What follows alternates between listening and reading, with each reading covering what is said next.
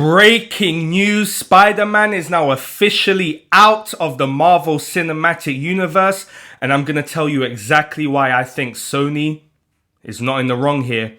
Cameron Kelly Smith, movies and wrestling. Let's go.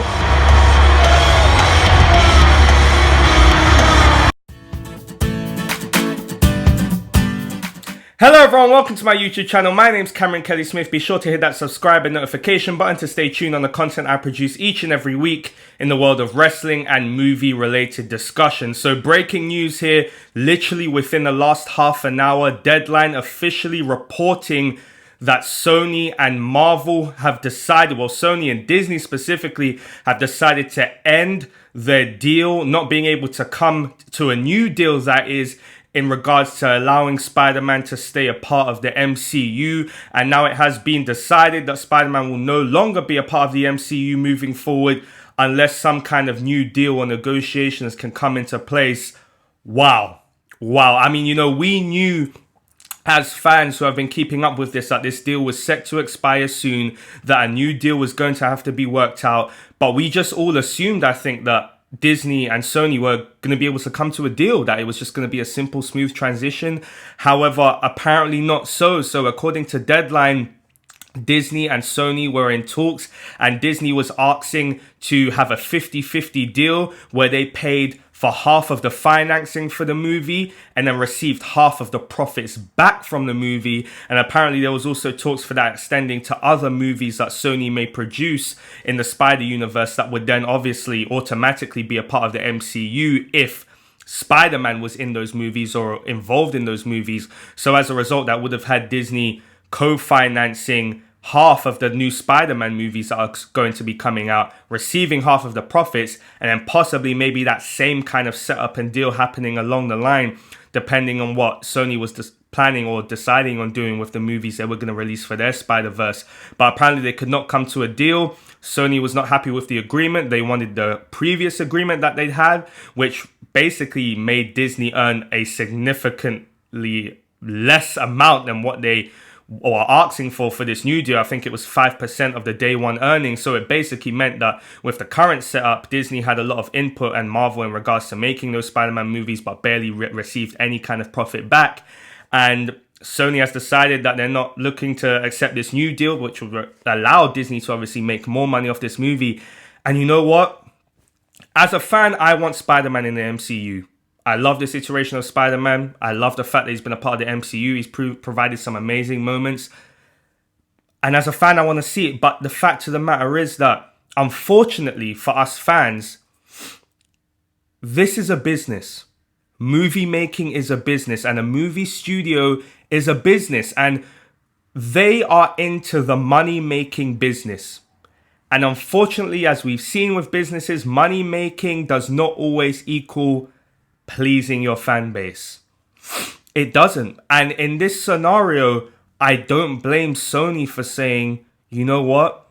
We don't want to continue this deal. This past weekend, Spider-Man just became the highest grossing movie. Spider-Man Far From Home, that is, just became the highest grossing movie ever in Sony's history. Ever. That and don't get me wrong, do I think that a lot of that profit is due to Avengers Endgame and his involvement in the MCU? Absolutely. But I think what Sony started to see is that because Spider-Man is doing so well, and there are 2 movies according to Deadline still to be coming out that were in the contract, I think they assumed, well, if we continued down this road, and this is the method Disney wanted to take in terms of co-financing 50% and taking 50%, they would be losing money. And some may argue that it's worth it because it's going to elevate everyone by being in the MCU, that Spider-Man would continue to make more money. It would help Sony's universe as well. A lot of people spoke about that. But I think Sony's looking at it as, you want to come in and co-finance our movie, fine, but then you want to take half the profits.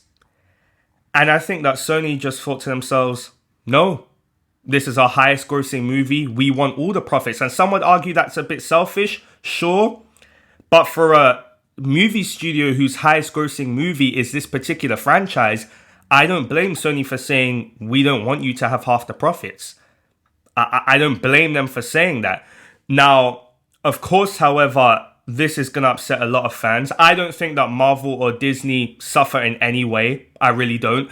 They proved for 10 years that they can take characters that they already have and make them into monster hits, even B-movie characters in pop culture that not pop culture knew about well, like Iron Man, Captain America, well, more so Iron Man, for example, Thor, and they made them into huge pop culture extravaganzas and big franchises. I think that they can do that, and they know how to. They've got X-Men and Fantastic Four back and Deadpool. I think they'll be fine. However, it does kind of suck that now Spider-Man's been established in the MCU, and then what, are we just going to quietly just see him exit and we'll never hear from him again, or what's going on? And I think that's really unfortunate. Now, the big question then does become, can Sony actually continue making Spider-Man successful? Because they had a bad run. I did not like The Amazing Spider-Man. I did not like The Amazing Spider-Man 2. Spider-Man 3 obviously didn't go well, and they were really struggling with the Spider-Man franchise.